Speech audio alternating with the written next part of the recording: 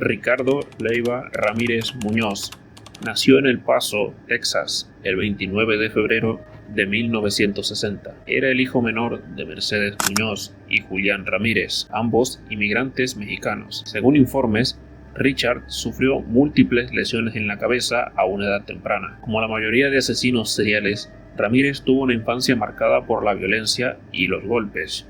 De hecho, cuando aún era muy pequeño, tuvo un accidente con un columpio que lo dejó inconsciente. Recibió un golpe en la cabeza mientras jugaba en el parque y fue suturado con al menos 30 puntos.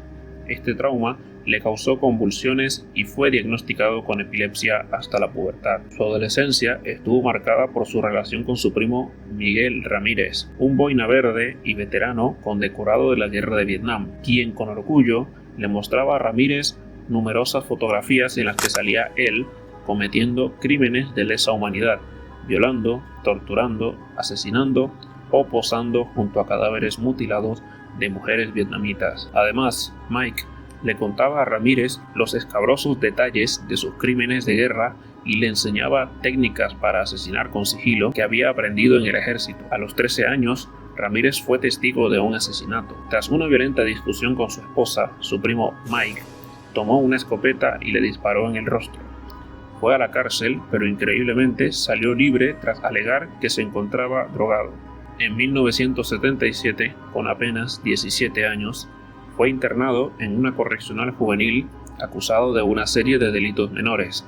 5 años después, en 1982, fue arrestado y juzgado por posesión de marihuana. Sin embargo, pudo salir en libertad condicional con cargos. Mientras trabajaba en un hotel, Richard solía entrar a las habitaciones para robar a los huéspedes. En una ocasión intentó violar a una mujer que se encontraba sola en su habitación, hecho que fue impedido de forma fortuita por el marido de esta, quien golpeó a Ramírez. Pero el matrimonio más tarde se rehusó a volver al hotel para ponerse en contacto con la administración, por lo que no se presentaron cargos. Posteriormente se mudó a San Francisco y luego a Los Ángeles. Para ese momento ya era adicto a la cocaína y además de seguir robando, comenzó a aficionarse a las armas y al satanismo. El primer asesinato de Richard Ramírez se dio el 28 de junio de 1984. La víctima fue Jenny Binkau, de 79 años, quien fue agredida sexualmente, apuñalada y asesinada durante un robo en su casa. Lo que siguió fue una ola de brutales asesinatos, violaciones y robos que dejaron docenas de víctimas a su paso. Ramírez volvió a asesinar casi 9 meses después. El 17 de marzo de 1985 atacó a María Hernández, quien logró escapar y luego mató a su compañera de cuarto, Dale Okazaki, de 34 años. No satisfecho con estos ataques, también disparó y mató a Tsai Lian Yu, de 30 años. El 27 de marzo, Ramírez asesinó a Vincent Zazara, de 64 años, y a la esposa de Zazara, Maxine, de 44 años, utilizando un estilo de ataque que se convertiría en un patrón para el asesino. Primero le disparó al esposo y luego se tomó su tiempo con la mujer. Primero la atacó sexualmente y posteriormente la apuñaló hasta la muerte. Pero no solo se conformó con eso. Ramírez la torturó sacándole los ojos. Años después aseguraría con desdén que la víctima se encontraba viva cuando lo hizo. En abril de 1985 volvió a atacar. Esta vez sus víctimas fueron William y Lily Doi, una pareja de ancianos de 66 y 63 años respectivamente. Ramírez irrumpió en la casa y le disparó al hombre. Enseguida subió a la habitación donde se encontraba la esposa gritando, la amenazó y la golpeó. La llevó hasta donde se encontraba el marido agonizando para que lo viera y posteriormente la obligó a que le entregara el dinero y las joyas. La llevó nuevamente a la habitación donde la desvistió salvajemente y la violó. Gravemente herido, William Doi pudo llamar al 911, aunque no pudo decirles nada. El servicio de emergencia fue capaz de rastrear la llamada. Al cabo de un rato llegó la policía y una ambulancia, pero para ese entonces el asesino había escapado. El hombre no sobrevivió, pero sí su mujer, quien pudo dar una descripción del atacante. Durante los meses siguientes, su tasa de asesinatos aumentó, cobrándose otra docena de víctimas, en un frenesí de robos, asaltos y violencia brutal con rituales satánicos. El Departamento de Policía de Los Ángeles respondió reuniendo un grupo de trabajo dedicado con el FBI interviniendo para ayudar. La comunidad de Los Ángeles estaba completamente alarmada. Había una especie de histeria colectiva propiciada en parte por lo que se difundía en la prensa. Un mes después del ataque a los esposos Doe, el 26 de mayo, Ramírez ingresó a la casa de Malvia Keller, de 83 años, y Wolf Blanchet, de 80 años. Atacó salvajemente a Malvia con un martillo mientras dormía. Hizo lo mismo con Wolf, a quien además de golpear, también violó. Fueron encontradas un par de días después. Solo una logró sobrevivir. Un día después, Ramírez encontró a otra víctima. Se llamaba Ruth Wilson, una mujer de 41 años que tenía un hijo de 12. El asesino rompió una ventana de su casa para entrar, esposó al niño y lo encerró en un armario. La mujer, creyendo que se trataba de un asalto, rápidamente procedió a darle al criminal todas las joyas y el dinero que tenía. Sin embargo, después de recibir el botín, el hombre la amarró, le quitó la ropa y abusó sexualmente de ella. Afortunadamente para Wilson, Ramírez la dejó con vida.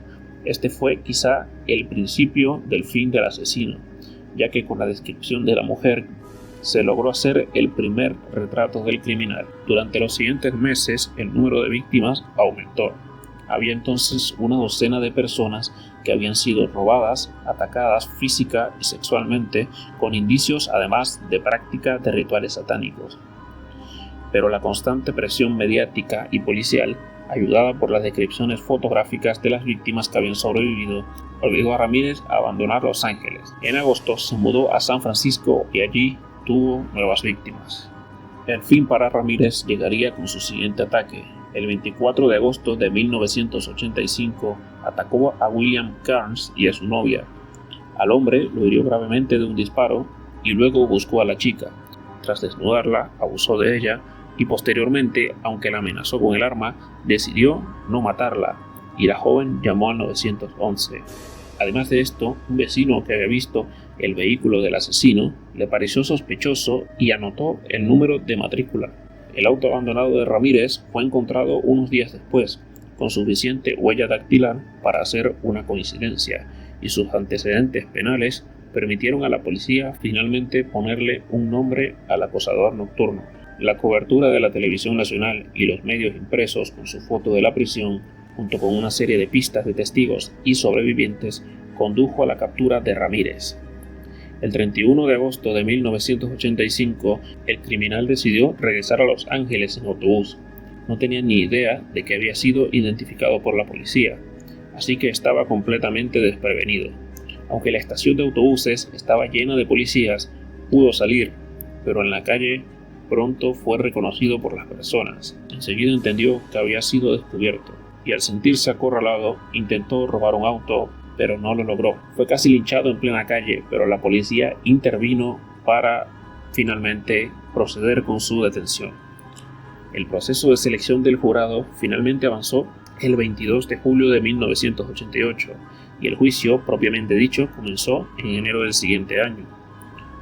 Durante ese tiempo, Ramírez atrajo a un grupo de seguidores de culto, muchos de los cuales eran adoradores de Satanás, vestidos de negro. El propio Ramírez a menudo se vestía de negro, con gafas oscuras, para sus apariciones en los tribunales. Durante su primera comparecencia ante el tribunal, Richard levantó la mano para mostrar un pentagrama dibujado en ella. Richard confesó sus crímenes, pero no sentía culpa ni pena. Por el contrario, estaba orgulloso. Antes de ser condenado a morir en la cámara de gas, Richard despotricó en el tribunal. Sus últimas palabras antes de ser sentenciado fueron: Lucifer habita en todos nosotros. No lo entienden, y no se espera que lo hagan. No son capaces de ello. Estoy más allá de su experiencia. Estoy más allá de hacer el mal. Legiones de la noche, raza de la noche, no repitan los errores del acosador nocturno, y no tengan piedad. Seré vengado. Otro añadido a la truculenta historia es que este se casó en la cárcel. La relación entre Richard y Doreen Lioy comenzó en 1985, después de que ella empezara a visitarle en la cárcel. Se casaron en 1996, según palabras de la propia mujer. describía a Richard como alguien amable, divertido y encantador, que creía incluso que era una gran persona y lo consideraba su mejor amigo. Esto lo dijo a la cadena CNN en 1997.